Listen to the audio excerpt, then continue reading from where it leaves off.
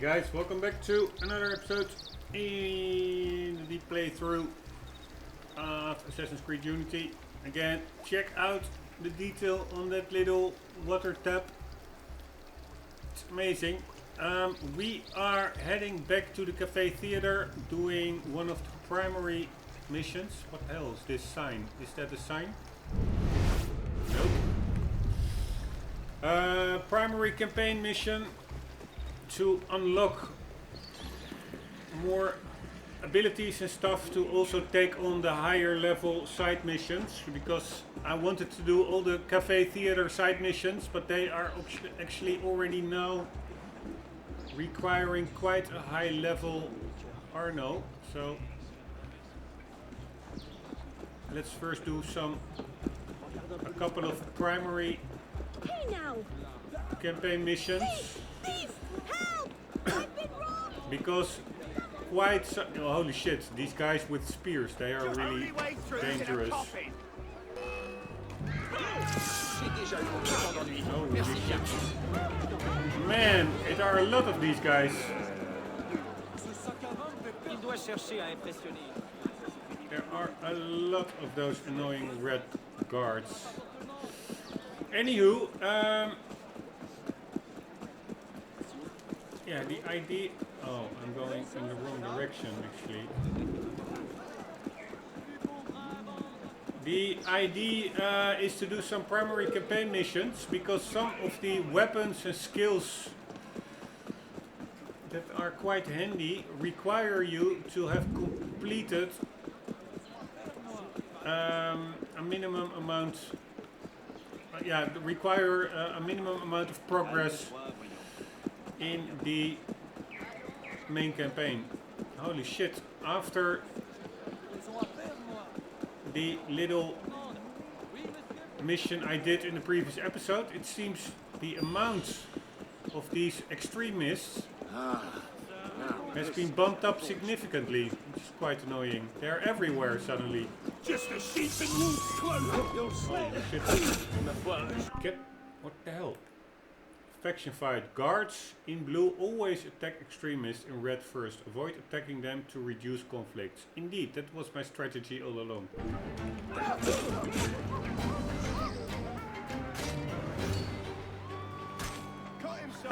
Check out that guy over there.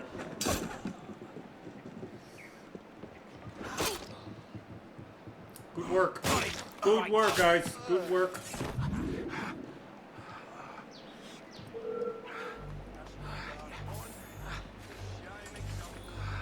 Not sure why the music is kicking up now.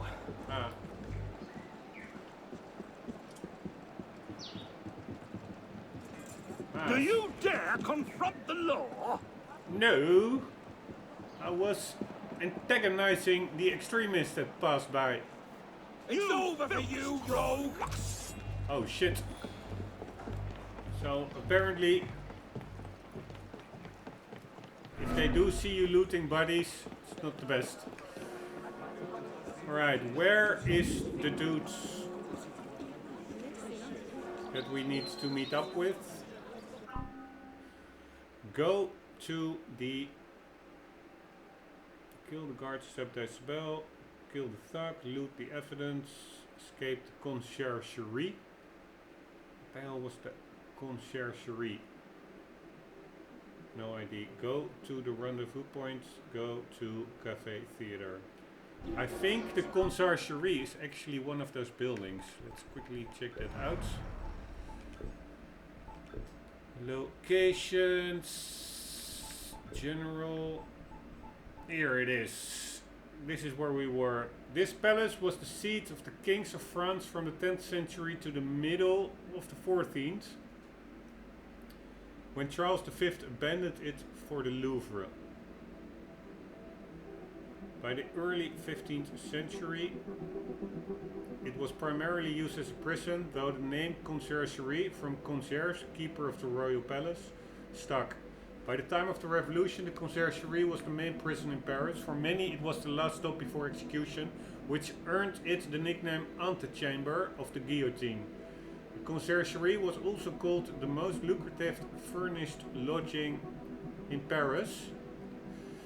Prisoners were allowed to rent a bed for 27 livres a month, but since many were executed after only a few days, jailers could rent out the same bed sometimes 10 times a month. Holy shit. But these are such nice little tidbits of historical information. It's amazing. Alright, where is that dude? Ah, he's downstairs. So, let's get downstairs as well. I can't believe this. We've not seen Seaver for a year, and you're letting him walk. All because his name wasn't on a bloody piece of paper. The timing's not right. Too many variables, too many loose threads. And if we lose him again? He'll be at not. Oh shit, what the hell? We were in a dialogue. God damn it. Missed out on important dialogue. How annoying is that?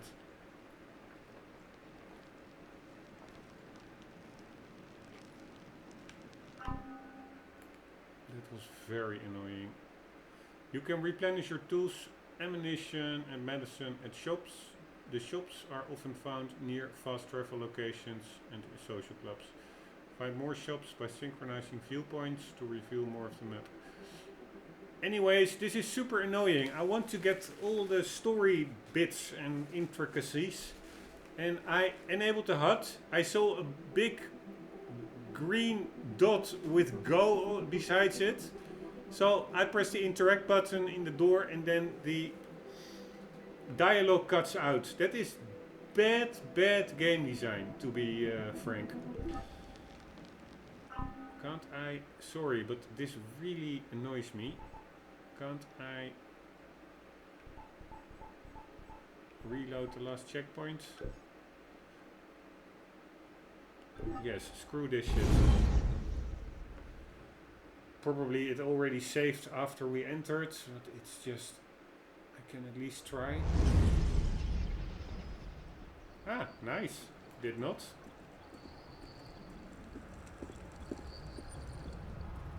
I can't believe this.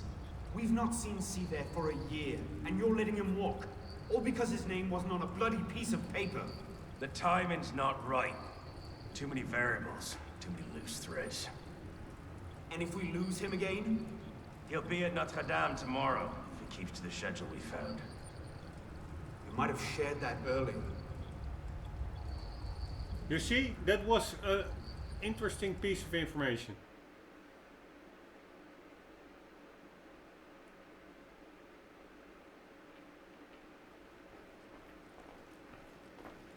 Hello, my friend. Hello. So what happens next? We take this ledger full of Templar records to Mirabeau. Proceeds to do nothing with it. You don't seem terribly fond of him. He's a politician. Sees himself as a great peacemaker. He thinks he can end the war between assassins and Templars. Bring the revolution to a happy conclusion. Convince dogs and cats to live together in peace. And that's bad? It's a self-aggrandizing pipe dream. Templars are at their weakest since Jacques de Molay burned. We're running around after second-rate smugglers. All because Mirabeau wants to secure his legacy. Monsieur de la Serre believed a truce was possible. And look where it got him. Alright, I have no idea who is who. Mirabeau and Severe Sèvres or whatever. We of course do have the database.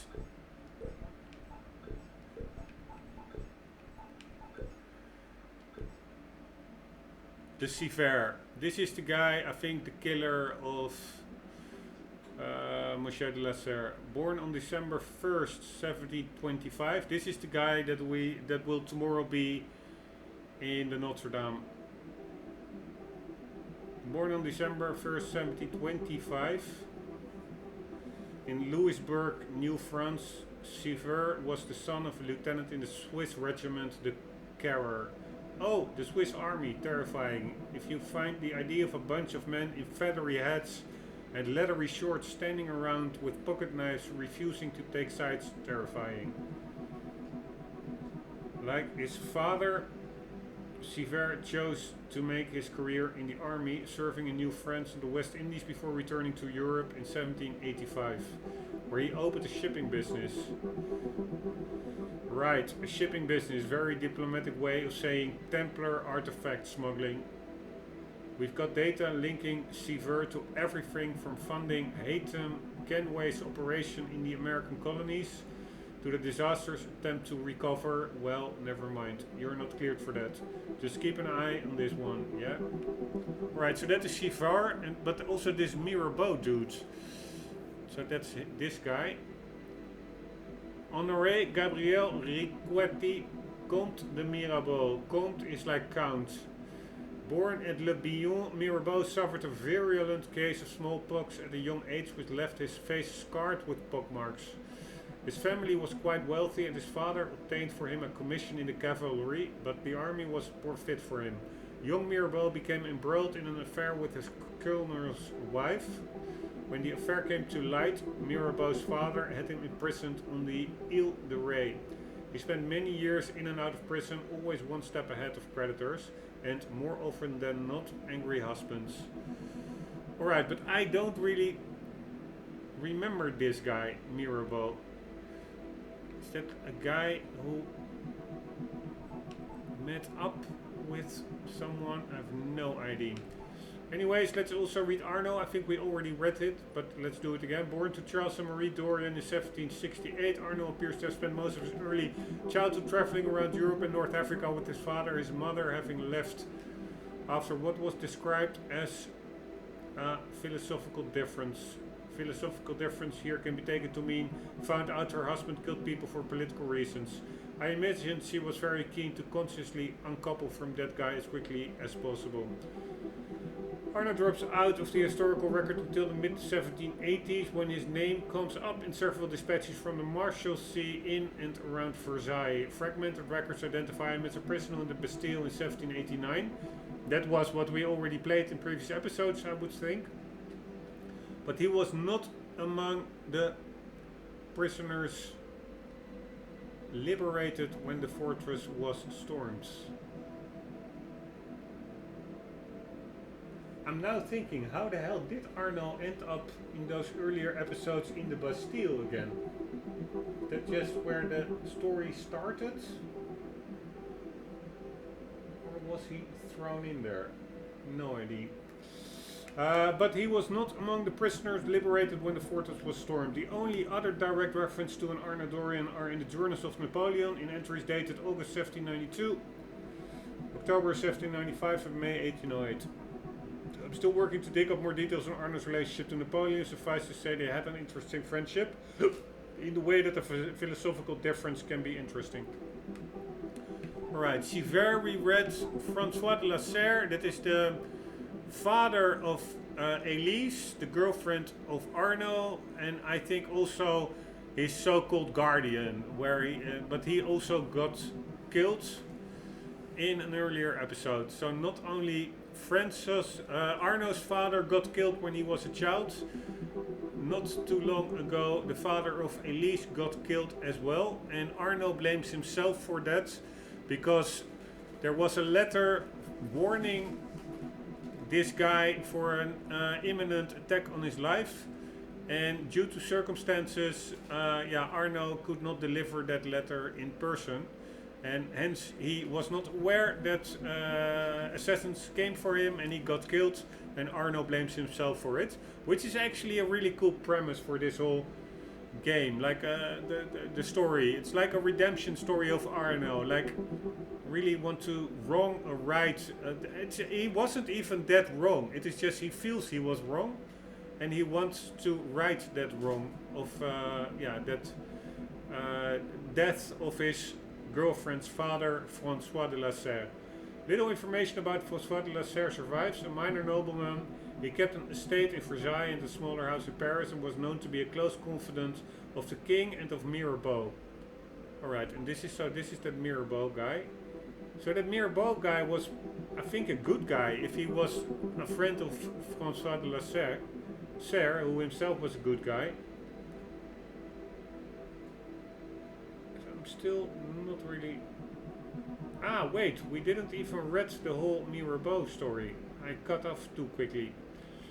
But first let's do François de la Serre and then we finish the Mirabeau story. Let's see if I missed anything here. No. No. Alright.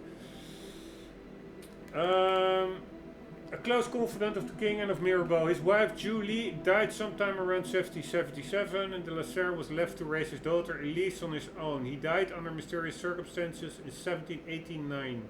So that would be... is that French Revolution in 89 or 93? I'm googling it now.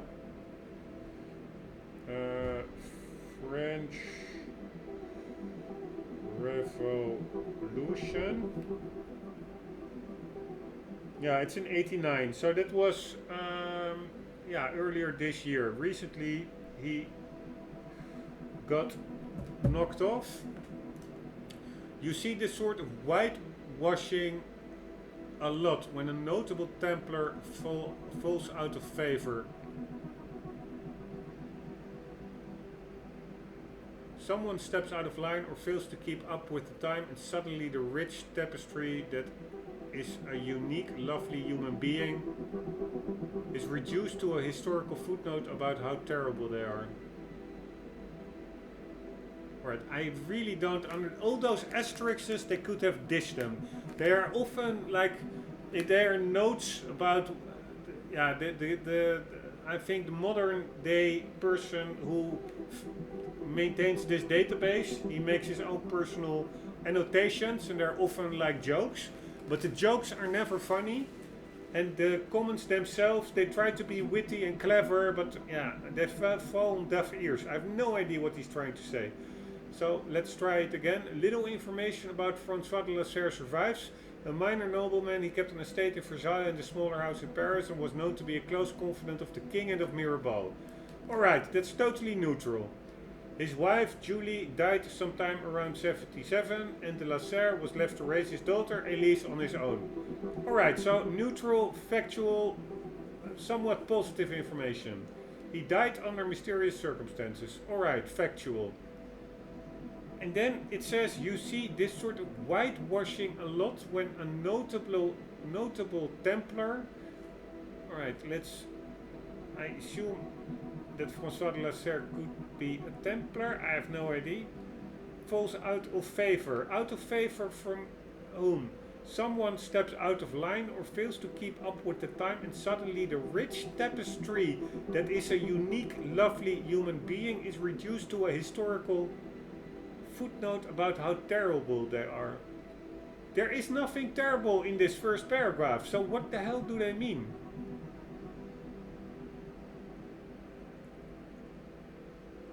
Yeah, it's totally weird. A bit like Americans and their celebrities, really.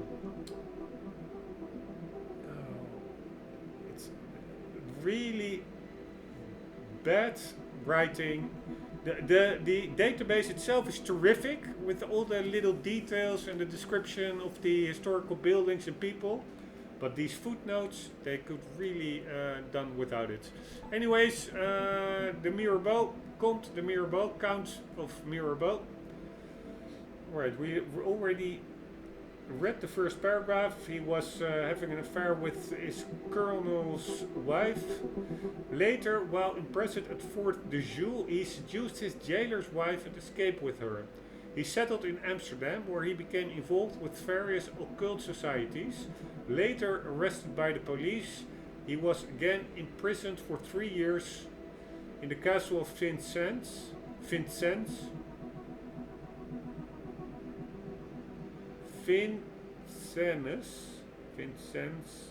where he wrote dozens of texts in which he condemned the arbitrary nature of French justice, as well as an essentially pornographic text, Erotica Biblion.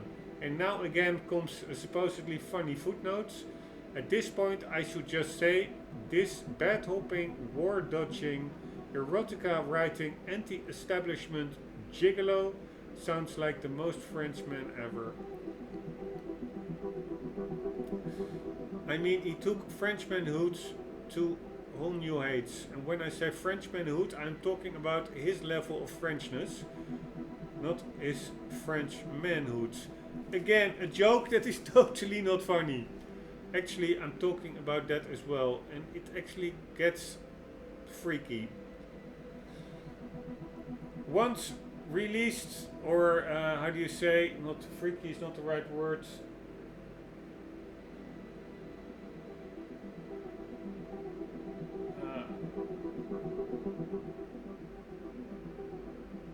Whatever, weird, awkward.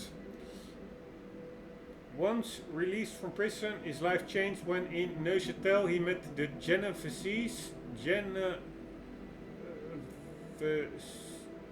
Genovese revolutionaries in exile, including financier Etienne Clavière, who would play an important role in Paris. These talented men formed the foundations of Mirabeau's group and political reasoning. They wrote, he signed. This explains his prolific production. Politicians have always used ghostwriters. He attacked the banks in his tax in return for payment by another banker, thus allowing him to pay off his mountain of debt. He also attacked French minister Charles Alexandre de Caillon, which led to yet another lettre de cachet. I think that is like an order for imprisonment, and his subsequent exile in Prussia, where he acquired the certainty that the middle classes shall only be freed by joining forces with the lower classes. In any case, the nobility wanted nothing to do with this strange marquis. At the outset of the revolution, he was elected to represent the Third Estates at the Estates General. For all that, the inspiration for his political workshop lay with his friends. Mirabeau, an exceptional orator, was merely their spokesman. The remainder of his story is better known. His services were paid for by the king as early as October 1789, even though the court never heeded his advice. Proof of his secret dealings with the king came with the discovery of the famous iron chest at the Tuileries Palace, containing, among other things, correspondence and a list of payments. However, by this time he had already been in the grave for 16 months.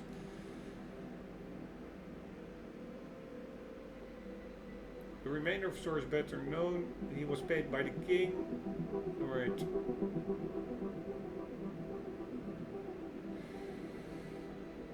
Prior to his death, when his health, damaged by his excesses, had all but failed him, his last speech was delivered by Talleyrand, but in actual fact had been written by Genovese pastor Etienne Salonian Rombbb. Alright, again, very nice, detailed. I'm not sure in how far it's fictional or actual historical, but very nice entries, except again for the little footnote that tries to be funny. But if we are here, then I want to immediately, here we are referred to the King of France. Now I'm actually interested in reading about the king as well, so read that one as well, and then the other ones we will be doing later. King Louis the 16th, so that is 10, 11, 12, 13, 14, 15, 1, 2,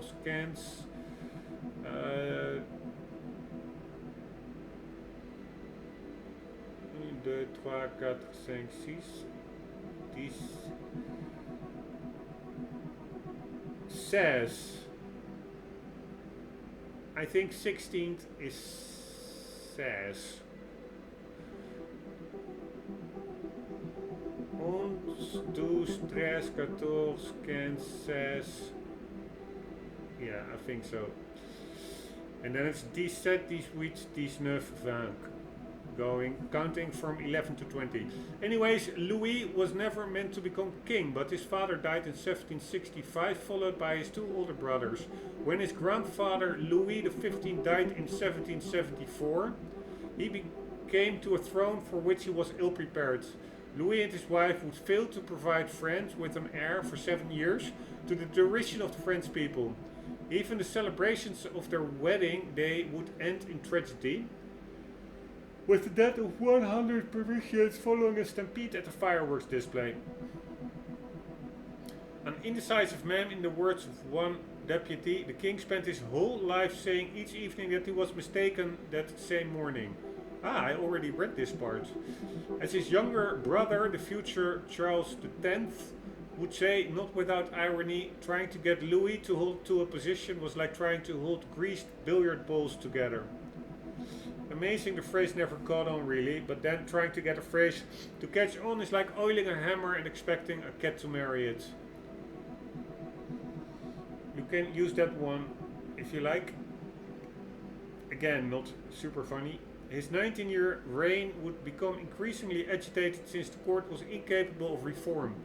Louis XV had merely covered up the nation's problems without actually resolving anything. His heir wished to be called Louis the Severe, to contrast with the permissiveness and debauchery of his grandfather. But as far as public opinion was concerned, he would be Louis the Weak. Never mind Louis the Weak, there were so many men called Louis around, you could have had Louis of the Week. Alright, that's pretty funny, I must admit. What decisions he actually managed to make turned against him. The war with England to support Franklin and Washington would ruin the kingdom, and in 1789 debt-ridden France had reached a state of virtual bankruptcy.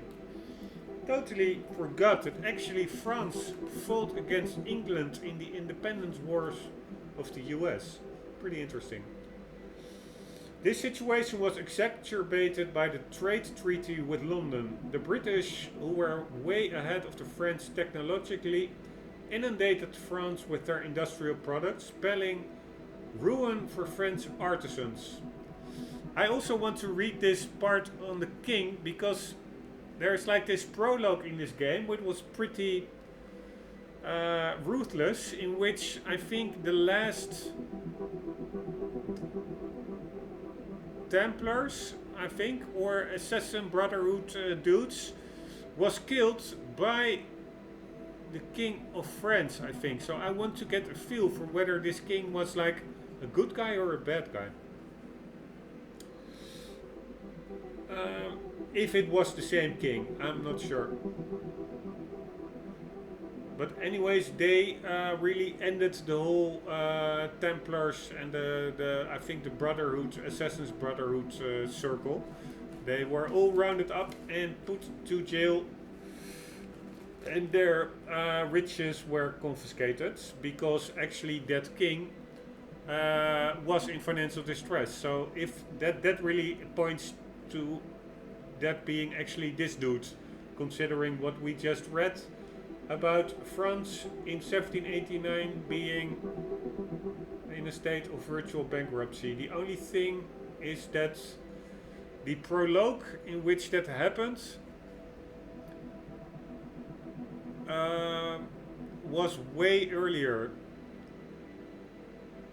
when that king killed that Templar. And before I'm reading this one, just want to, that was the guy here, Jacques de Molay. This is the guy. Yeah, so that was like centuries earlier. Jacques de Molay was born between 1245 and 1250. Now that's a long labor. He was born no doubt in Molay, Haute-Saône. He was received in the Order of the Templars at the Bone House in 1265. After the fall of the Acre, a general chapter meeting of the order met in Cyprus in September 1291. He was elected Grand Master on April 20, 1292, and led the Templars to the height of power. Under his influence, the course of European history would change for the better. So this was a good guy. In 1307, Philip IV of France. Alright, so this is the one I meant. And Pope Clement V concocted a scheme to destroy the Templar order. King Philip, deep in debt to the order, trumped up large unsubstantiated charges of heresy and blasphemy against the Molay and his followers. On October 13, coordinated raids ended with the arrest of nearly every Templar in France. On May 2, 1312, the Pope officially dissolved the order and gifted all of its assets to the Knights Hospitaliers. In March of 1314, Jacques de Molay was burned at the stake. That is what we saw in the prologue of this game. So that is in 1314. So that is some... we are now in 17, so that's 400... 475 years earlier. In March of 1340, Jacques de Molay was burned at stake. With him died one of the great civilizing forces of Western Europe. In 2001, researchers at the Vatican Secret Archives uncovered a document written in 1308 by Pope Clement, which absolved Jacques de Molay of all charges. How the parchment was lost remains a mystery, though I think we can agree it didn't lose itself. So that Pope was in a concoction, in a scheme, Pope Clement V, with the Philip IV of France. So that's Pope, and in 1308, Pope Clement absolved Jacques de Molay.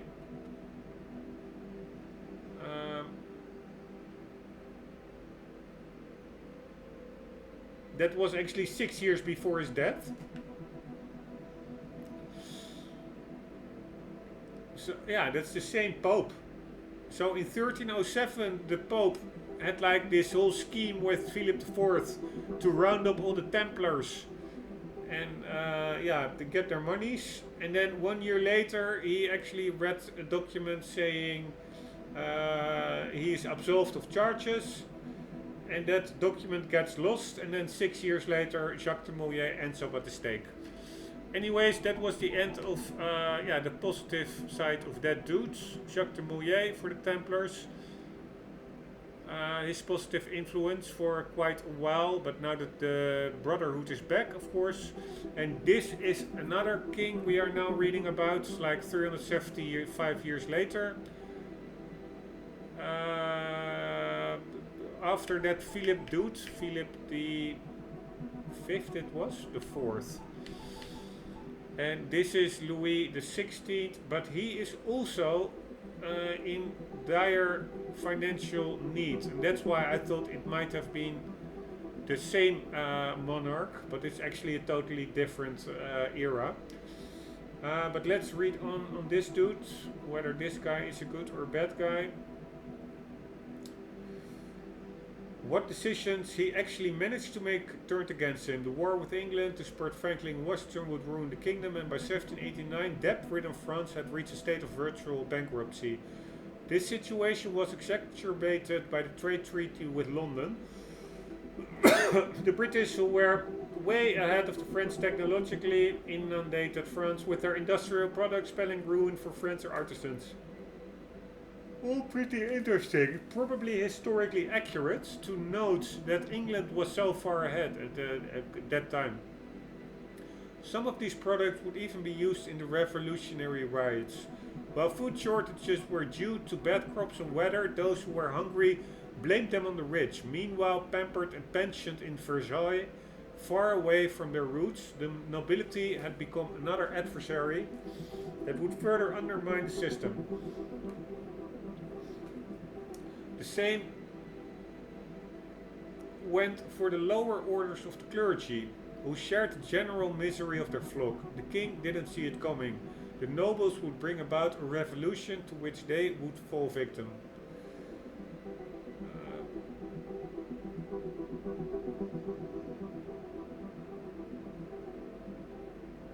Alright, so the nobility actually was also against the king here.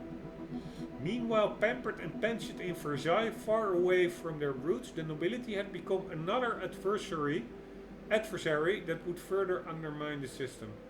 In summer of 1791, with the revolution heating up, Louis approved the perilous plan to secretly flee from Paris to the supposedly loyal troops in the east. The royal family's arrest at Varennes would spell the end of absolute monarchy. On August 10th, when the grounds of the Tuileries were invaded, Tuileries, I think that's the palace, Louis took refuge in the National Assembly, but the damage was done. Shortly thereafter, he was stripped of his power, arrested, and sent to the medieval fortress of the Temple, and from there to his doom. His trial was brief and ultimately only for show. Witnesses who testified in his favor were massacred in 2 instances, while the documents that could have proved him innocent were not passed on to his defenders. In short, it was a travesty. It was a travesty. The judges had all but decided on the verdict from the onset. The absolute monarch, who didn't even reign over his court, was influenced by all those who surrounded him. What should I do? He asked the reactionary French writer Rivarol in September 1789. Act like a king, came the reply. If only. Louis, who had a passion for geography and great exploration, and whose hobbies were locksmithing and carpentry, was simply not cut out for the job. In my experience, you should never trust a man who lists his hobby as locksmithing. Alright, that's pretty funny. Alright, so we actually wrote half of all the character entries up until now. Very nice. Pierre Belec, I think we already read as well. We will do the other ones later on, because this episode is coming to an end anyways, almost hitting the 40-minute marker. We will explore this room in the next episode. It looks, again, simply amazing, the amount of detail and different textures and assets in this game. It is mind-blowing. It absolutely is. But let's watch the cutscene now, what we have to do. The customs agents of France can rest easy. Arpinot's dead. Shaking down imprisoned nobles seems a bit out of his oeuvre. What are the Templars up to? If we hadn't spent the last year hobbled by your damn truce, we might know that. He has a point, Honoré. The truce was with Grand Master de la Serre. The man's been dead for 2 years. Whoever's in charge now, you can be certain they aren't sitting idle. We might have learned more had we not allowed Sivert to escape. Sivert was there? I know your heart is set on keeping the peace, but bringing Monsieur de la Serre's killer to justice would count for something, wouldn't it? Yes, it would. But do not confuse your personal vendetta with a sound strategy. If he wants to kill Templars, let him kill Templars. I've done him all I can. Boys ready. Very well. This is Mirabeau that we just read about. And the Templars are so the opposites. I charge you to go to Notre Dame de Paris and to find there the Templar agent, Charles Gabriel Sivert. You will learn his secrets, and when you have done so, you will bring him peace in accordance with our tenets.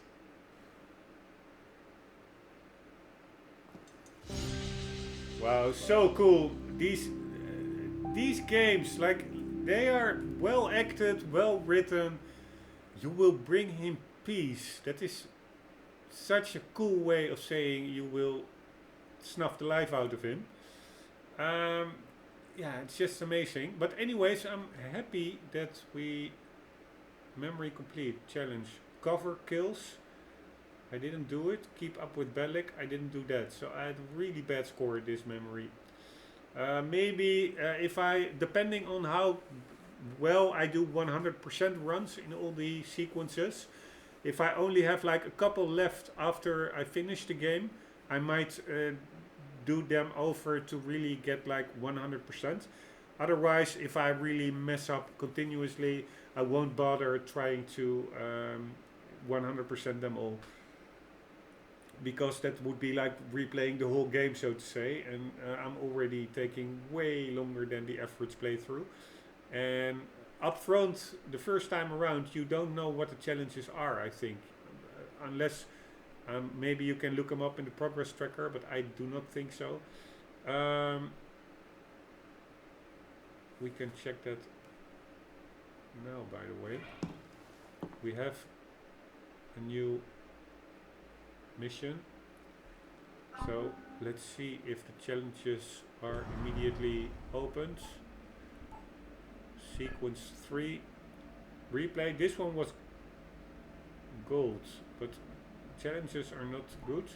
This is the one we have to do. No, it only lists the rewards, not the challenge.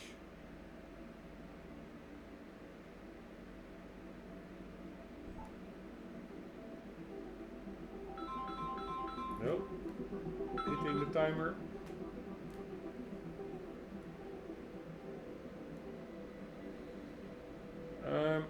Anywho.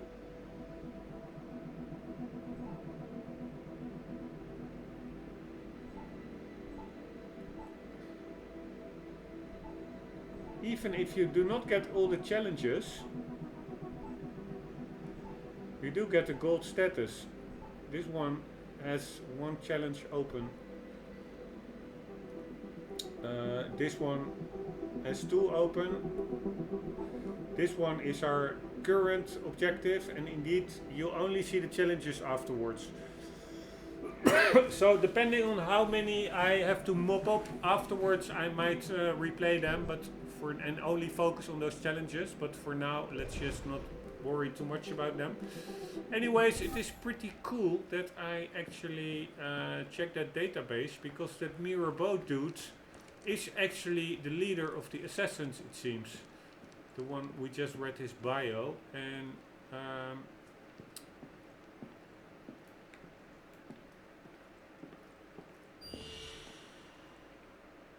sure what this sound was. And also the Templars, I was mixing them up in my ramblings earlier in the episode. Like, okay, they are like the Templars slash Assassin's Brotherhood, with that Jacques de Molay, who was a good Templar apparently. But the Brotherhood apparently is at odds with the Templars, the Assassin's Brotherhood.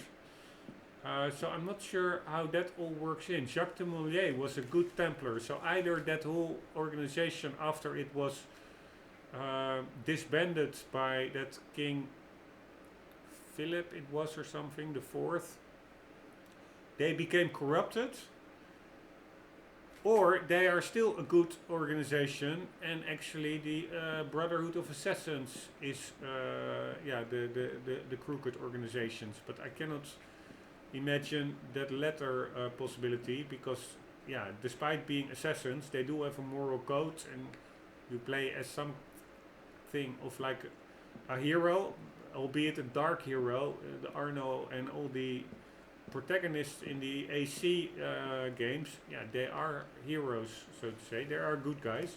So let's assume that the Assassin's Brotherhood is on the good side, the right side of history. Then the Templars somehow went bad after the demise, the burning at the stake of Jacques de Molay. So that is about that. And for the rest, I think we had enough lore for this episode. It was actually quite a lot of reading, but that's all part of the game. That's the only way to really get the full understanding of what is going on. And besides that, it actually gives you a very nice way of brushing up on your history lessons as well. So I really like it. And again, the amount of animations and the coolness factor of this game is pretty high. Here, check it out. It's all so cool. These guys with their hoods.